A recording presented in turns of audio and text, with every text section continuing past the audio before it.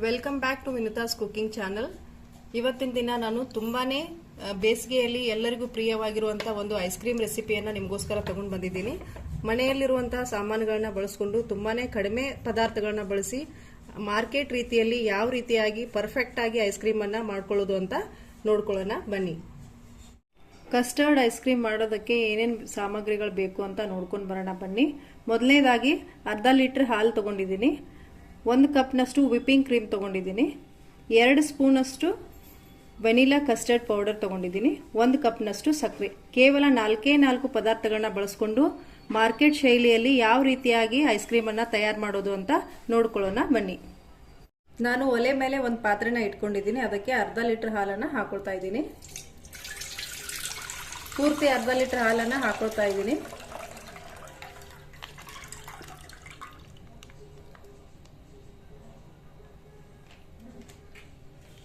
ಈ ಅರ್ಧ ಲೀಟರ್ ಹಾಲಿಂದ ನಾನು ಒಂದು ಅರ್ಧ ಕಪ್ನಷ್ಟು ತೆಗೆದು ಸೈಡ್ಗೆ ಇಟ್ಕೋತೀನಿ. ಕಸ್ಟರ್ಡ್ ಪೌಡರ್ ತೆಗೆದಿಟ್ಕೊಂಡಿದ್ನಲ್ಲ ಅದಕ್ಕೆ ನಾನು ಒಂದು ಅರ್ಧ ಕಪ್ನಷ್ಟು ಹಾಲನ್ನು ತೆಗೆದಿಟ್ಕೊಳ್ತಾ ಇದ್ದೀನಿ. ಇಷ್ಟು ಸಾಕು. ಇದನ್ನು ನಾನು ಯಾವುದೇ ರೀತಿ ಗಂಟು ಇಲ್ಲದೆ ಇರೋ ಥರ ಇದನ್ನು ಮಿಕ್ಸ್ ಮಾಡ್ಕೋತೀನಿ. ಮಿಕ್ಸ್ ಮಾಡಿ ಇದನ್ನು ಸೈಡಿಗೆ ತೆಗೆದಿಟ್ಕೋಬೇಕು. ಈ ರೀತಿ ಕಂಪ್ಲೀಟ್ ಆಗಿ ಯಾವುದೇ ರೀತಿ ಗಂಟೇನು ಇಲ್ಲದೆ ಇರೋ ಥರ ನಾವು ಈ ಥರ ಕಂಪ್ಲೀಟ್ ಆಗಿ ಮಿಕ್ಸ್ ಮಾಡಿ ಇದನ್ನು ಸೈಡಿಗೆ ತೆಗೆದಿಟ್ಕೋಬೇಕು. ಈಗ ಇದನ್ನು ನಾನು ಹಾಲನ್ನು ಕಾಯಿಸ್ಕೋತೀನಿ. ಒಂದು ಕುದಿ ಬರೋವರೆಗೂ ಹಾಲನ್ನು ಕಾಯಿಸ್ಕೋಬೇಕು. ಹಾಲನ್ನು ಕಾಯಿಸುವಾಗ ಒಂದು ಸೌಟಿನ ಸಹಾಯದಿಂದ ಈ ಥರ ಅದನ್ನು ತಿರುಗ್ತಾ ಇರಬೇಕು. ಯಾಕಂದರೆ ಹಾಲು ತಳ ಹಿಡಿಯುತ್ತೆ, ಅದಕ್ಕೋಸ್ಕರ.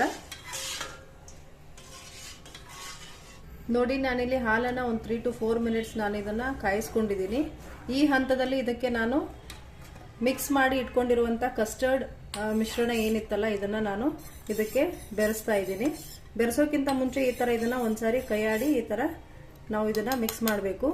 ಯಾಕಂದರೆ ಇದು ತಳ ಹಿಡಿಯುವಂಥ ಚಾನ್ಸಸ್ ಇರ್ತದೆ, ಅದಕ್ಕೋಸ್ಕರ ಈ ಥರ ಮಿಕ್ಸ್ ಮಾಡ್ತಾ ಮಾಡ್ತಾ ಒಂದು ಸೌಟಿನಿಂದ ನಾವು ಈ ಥರ ಮಿಕ್ಸ್ ಮಾಡ್ತಾ ತಿರುಗಿಸ್ತಾ ಇದನ್ನು ಕಂಪ್ಲೀಟಾಗಿ ಇದಕ್ಕೆ ಹಾಕೋಬೇಕು. ಹಾಕಿದ ಮೇಲೆ ಒಲೆನ ನಾವು ಸಿಮ್ಮಲ್ಲಿ ಇಟ್ಕೊಂಡು ಇದನ್ನು ತಿರುತ್ತಾ ಇದು ಗಟ್ಟಿ ಆಗ್ತಾ ಬರುತ್ತೆ ಮಿಶ್ರಣ. ಅಲ್ಲಿವರೆಗೂ ಇದನ್ನು ನಾವು ಇದೇ ರೀತಿ ಮಿಕ್ಸ್ ಮಾಡ್ತಾ ಇರಬೇಕು.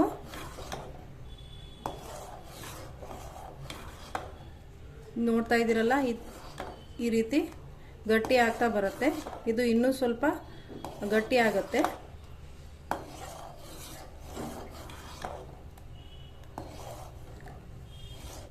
ನೋಡಿ, ನಾನು ಇದನ್ನು ಒಂದು 2 ನಿಮಿಷಗಳ ಕಾಲ ಬೇಯಿಸ್ಕೊಂಡಿದ್ದೀನಿ ಮಿಶ್ರಣ ಹಾಕಿದ ಮೇಲೆ. ಈಗ ಇದಕ್ಕೆ ನಾನು ಅರ್ಧ ಕಪ್ನಷ್ಟು ಸಕ್ಕರೆನ ಮಿಕ್ಸ್ ಮಾಡ್ಕೋತಾ ಇದ್ದೀನಿ.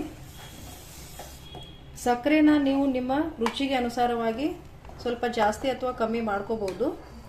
ನಾನಿಲ್ಲಿ ಅರ್ಧ ಕಪ್ನಷ್ಟು ಸಕ್ಕರೆನ ಬೆರೆಸಿದ್ದೀನಿ.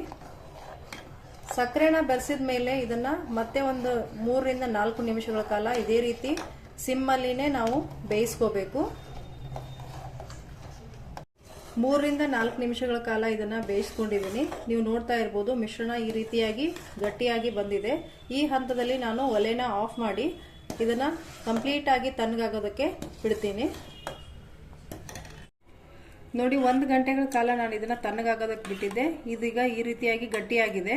ಈ ಹಂತದಲ್ಲಿ ನಾವು ಇದನ್ನು ಸೈಡಿಗೆ ಎತ್ತಿಟ್ಕೊಂಡು ಈ ಥರ ಕೆಳಗಡೆ ಐಸನ್ನು ಹಾಕ್ಕೊಂಡು ಮೇಲ್ಗಡೆ ಒಂದು ಪಾತ್ರೆನ ಇಟ್ಕೊಂಡು ಅದರಲ್ಲಿ ವಿಪ್ಪಿಂಗ್ ಕ್ರೀಮ್ ನಾನು ಮೊದಲೇ ತೋರಿಸಿದ್ನಲ್ಲ ಅದನ್ನು ಇದಕ್ಕೆ ಶಿಫ್ಟ್ ಮಾಡಿಕೊಂಡು ಇದನ್ನು ನಾವು ಎಲೆಕ್ಟ್ರಿಕ್ ಬೀಟರ್ ಸಹಾಯದಿಂದ ನಾನು ಇದನ್ನು ಬೀಟ್ ಮಾಡ್ಕೊಳ್ತಾ ಇದ್ದೀನಿ. ಎಲೆಕ್ಟ್ರಿಕ್ ಬೀಟರ್ ಇಲ್ಲ ಅಂತ ಅಂದರೆ ನೀವು ಈ ಥರ ಹ್ಯಾಂಡ್ ಬ್ಲೆಂಡರಿಂದ ಕೂಡ ಇದನ್ನು ಬೀಟ್ ಮಾಡ್ಕೋಬಹುದು. ಇದು ಸ್ವಲ್ಪ ಸಮಯ ತಗೊಳುತ್ತೆ, ಅದಕ್ಕೋಸ್ಕರ ನಾನು ಎಲೆಕ್ಟ್ರಿಕ್ ಬೀಟರನ್ನು ಉಪಯೋಗ ಮಾಡಿಕೊಂಡು ಇದನ್ನು ಬೀಟ್ ಮಾಡ್ತಾ ಇದ್ದೀನಿ.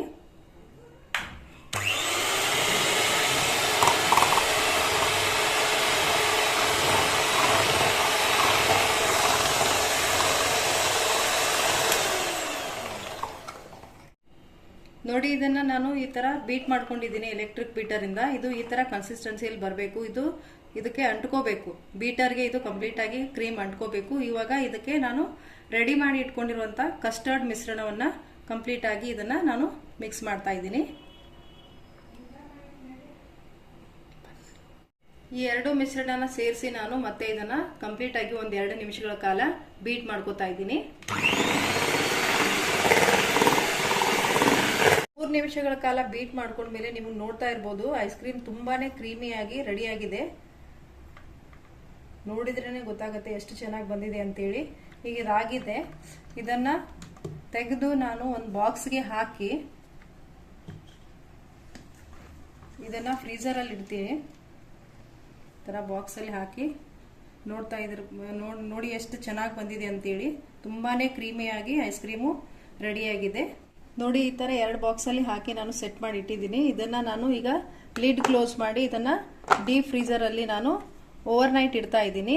ನೀವು ಬೇಕಂದ್ರೆ ಅದನ್ನ ಒಂದು 4 ರಿಂದ 5 ಗಂಟೆ ಇಟ್ಟರು ನಿಮ್ಗೆ ಐಸ್ ಕ್ರೀಮ್ ರೆಡಿ ಆಗುತ್ತೆ. ನೋಡಿ ನಾನು ಇದನ್ನ ಇಲ್ಲಿ ಓವರ್ ನೈಟ್ ಫ್ರೀಜರ್ ನಲ್ಲಿಟ್ಟು ಹೊರಗಡೆ ತೆಗೆದಿದ್ದೀನಿ. ಇವಾಗ ತೋರಿಸ್ತೀನಿ ಎಷ್ಟು ನೀಟಾಗಿ ಇದು ಸೆಟ್ ಆಗಿದೆ ಅಂತೇಳಿ. ನೋಡಿ ತುಂಬಾನೇ ನೀಟಾಗಿ ಐಸ್ ಕ್ರೀಮ್ ಈಗ ಸೆಟ್ ಆಗಿದೆ. ಇದನ್ನ ನಾನು ಒಂದು ಸ್ಕೂಪರ್ ಸಹಾಯದಿಂದ ಇದನ್ನ ತೆಗೆದು ಸರ್ವಿಂಗ್ ಬೌಲ್ಗೆ ಹಾಕ್ತೀನಿ. ನೋಡಿ ಇದು ಈ ರೀತಿಯಾಗಿ ತುಂಬಾನೇ ಕ್ರೀಮಿಯಾಗಿ ರೆಡಿ ಆಗಿದೆ. ಇದಕ್ಕೆ ನಿಮ್ಗೆ ಇಷ್ಟವಾಗಿರುವಂತ ಡ್ರೈ ಫ್ರೂಟ್ಸ್ ಅನ್ನ ಹಾಕಿ ನೀವು ಇದನ್ನ ಸರ್ವ್ ಮಾಡಬಹುದು. ಡ್ರೈ ಫ್ರೂಟ್ಸ್ ನಿಮ್ಗೆ ಬೇಕಂದ್ರೆ ಹಾಕೋಬಹುದು, ಇಲ್ಲಾಂದ್ರೆ ಇದು ಕಂಪ್ಲೀಟ್ ಆಗಿ ಆಪ್ಷನಲ್ ಇರುತ್ತೆ. ಹಾಗೇನೂ ಕೂಡ ತುಂಬಾನೇ ಚೆನ್ನಾಗಿರುತ್ತೆ ಐಸ್ ಕ್ರೀಮು. ನೋಡಿ ತುಂಬಾನೇ ನೀಟಾಗಿ ಐಸ್ ಕ್ರೀಮ್ ಬಂದಿದೆ. ಈ ವಿಡಿಯೋ ನಿಮಗೆ ಇಷ್ಟ ಆಗಿದ್ರೆ ವಿಡಿಯೋಗೊಂದು ಲೈಕ್ ಮಾಡಿ. ನಮ್ಮ ಚಾನಲ್ಗೆ ಇನ್ನೂ ನೀವು ಸಬ್ಸ್ಕ್ರೈಬ್ ಆಗಿಲ್ಲ ಅಂದ್ರೆ ಚಾನಲ್ನ ಸಬ್ಸ್ಕ್ರೈಬ್ ಮಾಡ್ಕೊಳ್ಳಿ ಅಂತ ಹೇಳ್ತಾ ಈ ವಿಡಿಯೋನ ಮುಗಿಸ್ತಾ ಇದ್ದೀನಿ. Thank you.